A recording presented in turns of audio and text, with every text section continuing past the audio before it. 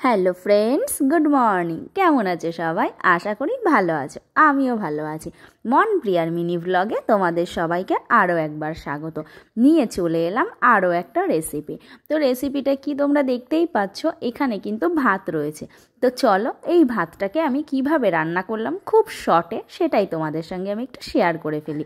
এখানে দেখো প্যান বসিয়ে দিয়েছি, প্যানের মধ্যে সর্ষের তেল দিয়েছি, আমি সর্ষের তেলেই এটা রান্না করব।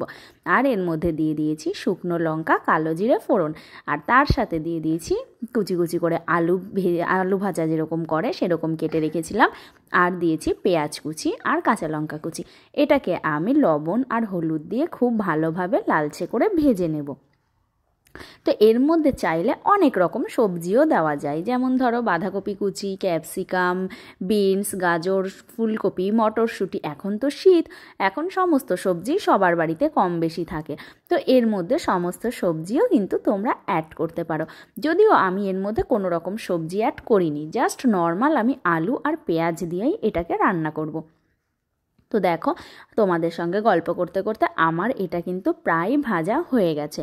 তো এবার আমি এটাকে একটু সাইডে সরিয়ে রাখবো। এটাকে সাইডে সরিয়ে রেখে আমি এর মধ্যে আবার দিয়ে দেবো বেশ খানিকটা তেল, মানে খুব অল্প পরিমাণেই তেল দেবো, বেশি তেলে আমি কিন্তু রান্নাটা করছি না। দেখে হয়তো বুঝতে পারছো অনেকটা তেল, কিন্তু না, তেলটা আমার খুবই সামান্য। তো এবার দেখো ওর মধ্যে আমি দিয়ে দিলাম একটা ডিম ফেটিয়ে। তো ডিমটাকে এবার আমি আলু আর পেঁয়াজের সঙ্গে খুব ভালোভাবে মেখে নেব। তো দেখো আমার প্রায় ভাজা হয়ে গেছে। তো তোমরা যারা যারা এই রেসিপিটা এখনও বানাওনি বা জানো না, তারা কিন্তু চটপট এই রেসিপিটা বানিয়ে ফেলতে পারো। শীতকালে কম বেশি সবার বাড়িতেই কিন্তু একটু আধটু ভাত বেঁচে থাকে।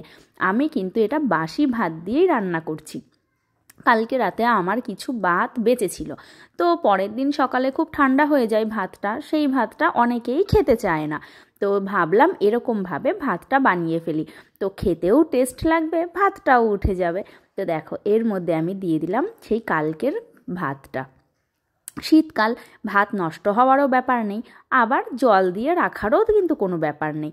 তো ভাতটা আমি এমনিই রেখে দিয়েছিলাম, ভাতটা দেখো কতটা ঝরঝরে আছে।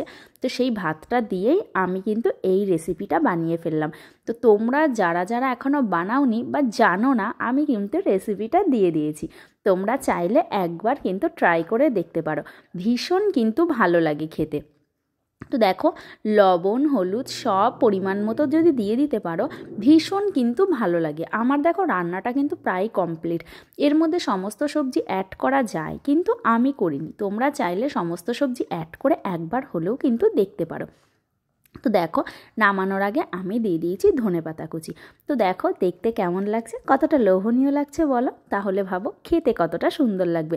যারা বাসি ভাত খেতে চাও না, তাদের জন্য কিন্তু এই রেসিপিটা। তো ভিডিওটা ভালো লাগলে অবশ্যই একটা লাইক কমেন্ট করে দিও। এখনকার মতন টাটা, দেখা হবে নেক্সট ভিডিওতে। তোমরা কিন্তু দেরি করো না, চটপট এই রেসিপিটা একবার হলেও বানিয়ে দেখতে পারো। খুবই সামান্য উপকরণ দিয়ে আর খুবই ঘরোয়া পদ্ধতিতে একটা নর্মাল রেসিপি। তো আজকের মতো টাটা।